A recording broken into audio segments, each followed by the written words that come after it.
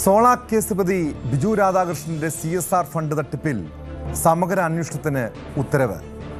പാലക്കാട് വിദ്യാർത്ഥിനികളെ ലൈംഗികമായി ഉപദ്രവിച്ചതിന് police arrest ചെയ്ത മുൻ കായിക അധ്യാപകർക്കെതിരെ കൂടുതൽ പരാതികൾ. കാസർഗോഡ് ലോഡ്ജ് മുറിയിൽ യുവാവിനെ ആക്രമിച്ച് പണം തട്ടിയെടുത്തതായി പരാതി. ഈ വാർത്തകളാണ് സ്പോട്ട് ലൈവ് പ്രധാനമായും പരിശോധിക്കുന്നത്. ആദ്യം ബിജു രാധാകൃഷ്ണനെതിരായിട്ടുള്ള വാർത്തയിലേക്കാണ്. ന്യൂസ് 18 പുറത്തു കൊണ്ടുവന്ന സോളാർ കേസ് പ്രതി ബിജു രാധാകൃഷ്ണന്റെ CSR ഫണ്ട് തട്ടിപ്പിൽ സമഗ്ര അന്വേഷണത്തിന് സർക്കാർ ഉത്തരവിട്ടിരിക്കുന്നു. DYSP റാങ്കിൽ കുറയാത്ത ഉദ്യോഗസ്ഥൻ കേസ് അന്വേഷിക്കാനാണ് നിർദ്ദേശം. മലപ്പുറം സ്വദേശിയായ റിൻഷാദിന്റെ പരാതിയിലാണ് നടപടി. റിൻഷാദ് മുഖ്യമന്ത്രിക്ക് പരാതി നൽകിയിരുന്നു. രഹസ്യാന്വേഷണ വിഭാഗം നടത്തിയ അന്വേഷണത്തിൽ ബിജുവിൻ്റെ സ്ഥാപനങ്ങളുടെ പ്രവർത്തനങ്ങൾ ദുരൂഹമാണെന്ന് കണ്ടെത്തുകയുമുണ്ടായി. ഈ റിപ്പോർട്ടിൻ്റെ കൂടി അടിസ്ഥാനത്തിലാണ് സമഗ്രമായ അന്വേഷണത്തിന് സർക്കാർ ഉത്തരവിട്ടിരിക്കുന്നത്. News 18 big impact. MS Aneesh Kumar ചേരുന്നുണ്ട് വിവരങ്ങളുമായി. അനീഷ്, ഈ സോളാർ തട്ടിപ്പ് കേസിന് ശേഷം കുറച്ചുനാൾ ബിജു രാധാകൃഷ്ണനെ കുറിച്ച് യാതൊരു അറിവും ഉണ്ടായിരുന്നില്ല. അനീഷിൻ്റെ അന്വേഷണത്തിലാണ് ഇപ്പോൾ പുതിയ തട്ടിപ്പുമായി, അതായത് CSR ഫണ്ട് തട്ടിപ്പുമായി ബിജു രാധാകൃഷ്ണൻ വീണ്ടും കളത്തിലിറങ്ങിയിരിക്കുന്നു, സജീവമായിരിക്കുന്നു എന്ന വിവരങ്ങൾ നമ്മൾ ഞെട്ടലോടെ കേട്ടത്. നിരവധി ആളുകൾ ഇയാളുടെ തട്ടിപ്പിന് ഇരകളായിട്ടുണ്ട്. ആദ്യഘട്ടത്തിൽ ഈ തട്ടിപ്പ് ഒരു ചെറിയ രീതിയിലുള്ള, അതായത് കുറച്ച് ആളുകൾ മാത്രമാണ് ഇതിന് ഇരകളായിട്ടുള്ളതെന്നാണ് നമ്മൾ തോന്നിയിരുന്നെങ്കിൽ, പക്ഷേ ഇതിന് കൂടുതൽ അന്വേഷണം നടത്തിയപ്പോഴാണ്, അനീഷ് ഇതുമായി ബന്ധപ്പെട്ട് ഈ കേസിൻ്റെ പിന്നാലെ പോയപ്പോഴാണ് കൂടുതൽ പേർ ഇരകളായിട്ടുണ്ടെന്ന് വ്യക്തമായത്. നിലവിൽ റിൻഷാദിൻ്റെ പരാതിയിലാണ് അന്വേഷണത്തിന് ഉത്തരവിട്ടിരിക്കുന്നത്. രഹസ്യാന്വേഷണ വിഭാഗവും ഇതുമായി ബന്ധപ്പെട്ട ചില കണ്ടെത്തലുകൾ നടത്തിയിരുന്നു. ഇത് ആർക്കാണ് അന്വേഷണ ചുമതല? എന്താണ് സർക്കാരിൻ്റെ ഉത്തരവിൽ പറയുന്നത്?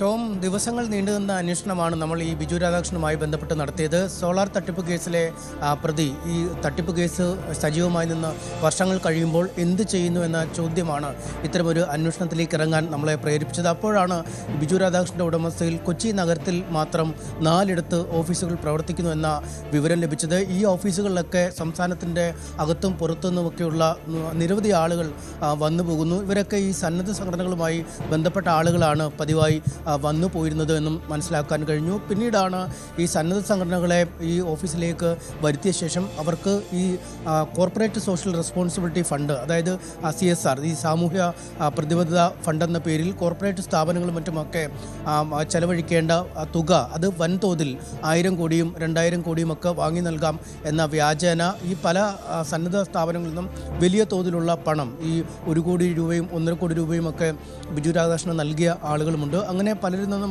പണം വാങ്ങിയെടുക്കുകയും, എന്നാൽ പണം വാങ്ങിയ ശേഷം ഓരോരോ കാര്യങ്ങൾ പറഞ്ഞ് ഈ CSR ഫണ്ട് അനുവദിക്കുന്നത് വൈകുന്നു, അല്ലെങ്കിൽ എന്തെങ്കിലും മറ്റ് സാങ്കേതിക തടസ്സം എന്നീ കാര്യങ്ങളൊക്കെ പറഞ്ഞ് ഈ ഫണ്ട് ലഭിക്കാത്ത ഒരു സാഹചര്യത്തിലേക്ക് മാറുന്ന ഒരു അവസ്ഥ നിലവിലുണ്ടായിരുന്നു. പലരും ഈ വലിയ സംഘടനകളുടെ കീഴിലൊക്കെയാണ്, അവിടെ നിന്നാണ് പണം നൽകുന്നുണ്ട്. ഈ പണം നഷ്ടപ്പെട്ട വിവരം പുറത്തേക്ക് പറയാൻ കഴിയാത്തൊരവസ്ഥ, അതായത് ഈ സംഘടനയുടെ സൽപ്പേരിനെ ബാധിക്കും, അല്ലെങ്കിൽ സർക്കാർ തലത്തിലുള്ള മറ്റെന്തെങ്കിലും അന്വേഷണങ്ങൾ വരും, അല്ലെങ്കിൽ ഇവർക്ക് സഹായം നൽകിയ ആളുകൾ ഒരു ചോദ്യചിഹ്നമായി ഇവരുടെ മുന്നിലേക്ക് വരുമ്പോൾ എന്ത് മറുപടി നൽകും എന്നിങ്ങനെയുള്ള പലവിധ കാര്യങ്ങളാൽ പരാതിക്കാർ പോലും ഇല്ലാത്ത തരത്തിലുള്ള ഒരു ക്ലീനായ തട്ടിപ്പുമായി ബിജു രാധാകൃഷ്ണൻ മുന്നോട്ട് പോകുന്ന കാഴ്ചയാണ് നമുക്ക് അന്വേഷണത്തിൽ കണ്ടെത്താൻ കഴിഞ്ഞത്. നമ്മൾ പല ചാരിറ്റബിൾ ട്രസ്റ്റുകളെയും സംഘടിപ്പിച്ച് ബിജുവിൻ്റെ ഓഫീസിൽ കടന്നു. അവിടുത്തെ കാര്യങ്ങളെക്കുറിച്ച് വളരെ വിശദമായി പഠിച്ചു. ഏറ്റവും ഒടുവിലാണ് ബിജു രാധാകൃഷ്ണൻ നമുക്ക് മുന്നിൽ നിൽക്കുന്നത്.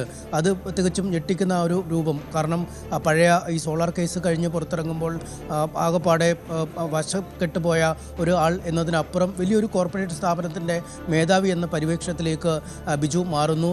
മാന്യമായ വസ്ത്രധാരണം, മുടിയുടെ സ്റ്റൈലൊക്കെ മാറുന്നു. ആഡംബര വാഹനങ്ങളിലുള്ള യാത്ര, വലിയ കോർപ്പറേറ്റ് ഓഫീസുകളെ വെല്ലുന്ന തരത്തിലുള്ള ഓഫീസുകൾ. എങ്ങനെ ഈ തരത്തിലാണ് ബിജു ഉണ്ടായിരുന്നത്?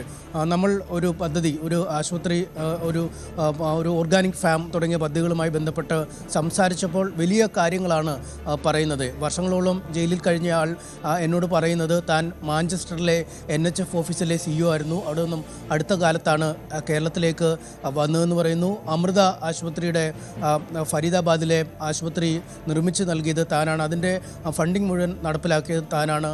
പട്ടികജാതി വികസന രംഗത്ത് സർക്കാരിന് സർക്കാരിന് ഫണ്ട് ചെലവഴിക്കാൻ ഇല്ല.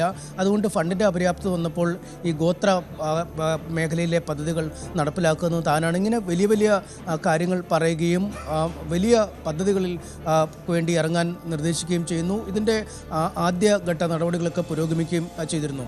ഈ വാർത്ത നമ്മൾ പുറത്തുവിട്ടതിന് പിന്നാലെയാണ് പരാതിക്കാർ പുറത്തു വന്നു തുടങ്ങിയത്. ഇതിൽ ഏറ്റവും പ്രധാനം നിലമ്പൂർ സ്വദേശിയായ കൊച്ചിയിൽ ബിസിനസ് ചെയ്യുന്ന റിൻഷാദ് എന്നയാൾ ആണ് പരാതിയുമായി രംഗത്ത് വന്നത്.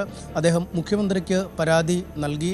തുടർന്ന് കടവന്ത്ര പോലീസ് സ്റ്റേഷനിൽ സംബന്ധിച്ച് പലതവണ ആശയവിനിമയങ്ങൾ നടത്തി, മൊഴി നൽകുന്നൊക്കെ അടക്കമുള്ള കാര്യങ്ങൾ ചെയ്തെങ്കിലും ഒരു അന്വേഷണം എന്ന രീതിയിലേക്ക് ആ കാര്യങ്ങൾ എത്തിയിരുന്നില്ല. അദ്ദേഹം ഒരു CMB കോടതിയിൽ ഫയൽ ചെയ്യുകയും ചെയ്തിരുന്നു. ബിജു രാധാകൃഷ്ണനെതിരെ കേസെടുക്കണമെന്ന് ആവശ്യപ്പെട്ട് CMB ഫയൽ ചെയ്യുകയും ചെയ്തിരുന്നു. ഇതിൻ്റെ സമാന്തരമായി തന്നെ രഹസ്യാന്വേഷണ വിഭാഗം ഇതേക്കുറിച്ചുള്ള പ്രാഥമിക ഒരു വിവരശേഖരണം നടത്തിയിരുന്നു.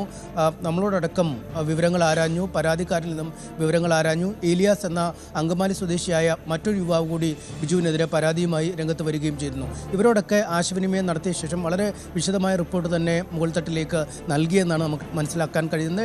ഇതിൻ്റെ കൂടി അടിസ്ഥാനത്തിലാണ് മുഖ്യമന്ത്രിക്ക് റിൻഷാദ് നൽകിയ പരാതി പോലീസിന് കൈമാറിയിരുന്നു. ആ പരാതിയിലാണ് DGP ഇപ്പോൾ അന്വേഷണത്തിന് ഉത്തരവിട്ടിരിക്കുന്നത്.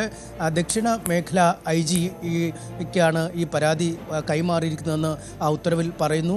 DYSP റാങ്കിൽ കുറയാത്ത ഒരു ഉദ്യോഗസ്ഥൻ ഇക്കാര്യം അന്വേഷിച്ച് അനന്തര നടപടിക്രമങ്ങൾ സ്വീകരിക്കണമെന്ന ഒരു ഉത്തരവാണ് നൽകിയിരിക്കുന്നത്. അതുകൊണ്ട് തന്നെ സമഗ്രമായ ഒരു അന്വേഷണം വരും. സാധാരണ തലത്തിലുള്ള ഒരു പോലീസ് സ്റ്റേഷൻ തലത്തിലെ SHO നിലവിലുള്ള അല്ലെങ്കിൽ ആ നിലയിലുള്ള ഒരു അന്വേഷണമല്ല, മറിച്ച് ഒരു DYSP റാങ്കിൽ കുറയാത്ത ഉദ്യോഗസ്ഥൻ തന്നെ അന്വേഷിക്കണമെന്ന് പറയുമ്പോൾ അതീവ ഗൗരവത്തോടുകൂടി സർക്കാർ ഇതിനെ കാണുന്നുവെന്ന് മനസ്സിലാക്കണം. എന്തായാലും നമ്മൾ വാർത്ത വിട്ട് ഏതാനും ദിവസങ്ങൾ കഴിയുമ്പോൾ അല്ലെങ്കിൽ ഒന്നര ആഴ്ച കഴിയുമ്പോൾ തന്നെ ഇക്കാര്യത്തിലൊരു അർഹിക്കുന്ന ഗൗരവത്തോടുകൂടിയുള്ള അന്വേഷണത്തിന് സർക്കാർ പ്രഖ്യാപനം നടത്തിയിരിക്കുന്നു എന്നാണ് നമുക്ക് ഏറ്റവും. കൂടുതൽ വാർത്തകൾക്ക് News 18 Keralam YouTube channel subscribe ചെയ്യുക.